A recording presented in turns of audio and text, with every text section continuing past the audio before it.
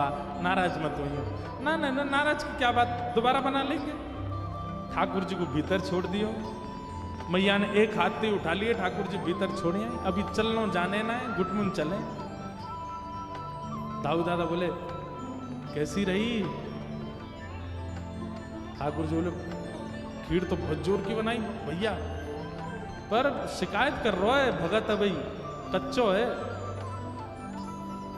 दाऊ दादा बोले कोई ना ना बाबा, तुम कहो तो दिखा दूं पूतना मारे हाथ या को, जा हाथ से पूतना पकड़ी वही तो पकड़ लूंगा यार। ना ना लाई तो घर का आचार्य इन्हें मत मारियो, ये नामकरण करेंगे हमारो।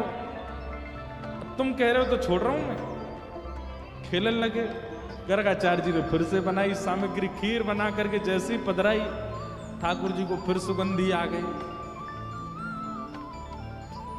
ये बात तो सिद्ध हो गई कि ठाकुर जी को सुगंधी युक्त प्रसाद प्रिय है, इसलिए दुर्गंध जिन जिन सब्जियों से आती है वो ठाकुर जी भोग नहीं लगाते।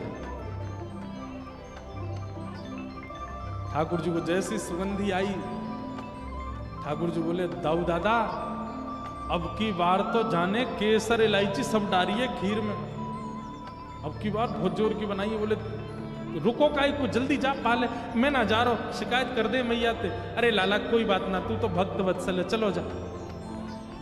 ठाकुर जी गए बाहर जाकर खीर उठाई, गर्गाचार्य जी नेत्र बंद करके बैठे। ठाकुर जी जैसे ही पान लगे, इतने में ही गर्गाचार्य जी के नेत्र खुले, देखी ठाकुर जी खीर फिर से झूठी कर गए।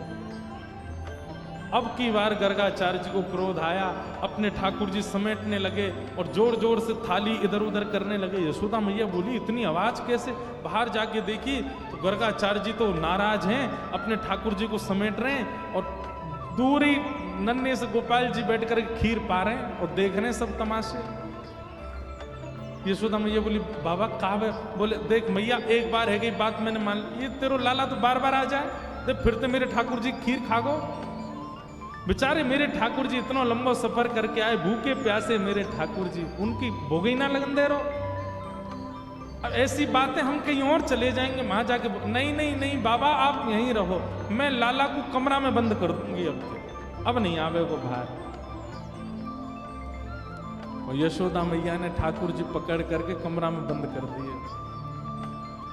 गर्गाचार्य जी फिर से बैठे प्रसादी बनावे, ठाकुर जी तो कमरा की खिड़की पे खड़े है गए और खिड़की ऐसे दोनों तरफ से पकड़ के और ठाकुर जी घूर के देख रहे हैं बाहर। गर्गाचार्य जी ठाकुर जी देख रहे हैं, शैतान बालक। ठाकुर जी बोले अभी शैतानी तो देखी ना तेने, अब के भोग लगातारी के दिखाऊं तो है। गर्गाचार्य जी ने फिर से प्रसादी बनाई और अब की बार प्रसादी अब तो दिखा दिखा के और बनाई ठाकुर जी को। हाँ ये देखो मिश्री पड़ी खीर में, हाँ खूब जोर की, ये देखो यहाँ में ये इलायची गई, हाँ केसर बढ़िया वारी डाल दे। ठाकुर जी की यहाँ से लार टपक रही है। बोले खाऊंगा तो मैं, तू बना यार। और गर्गाचार्य जी जय हो ठाकुर जी, अब कोई बाधा नहीं आएगी, ये सब बालक उद्यमी सब बंद हो गए कमरे में, आप प्रेम से भोग लगाओ। तदीयम वस्तु गोविंद, जैसी पधराई ठाकुर जी के आगे, इतने में गोपाल जी खिड़की से नीचे उतरे।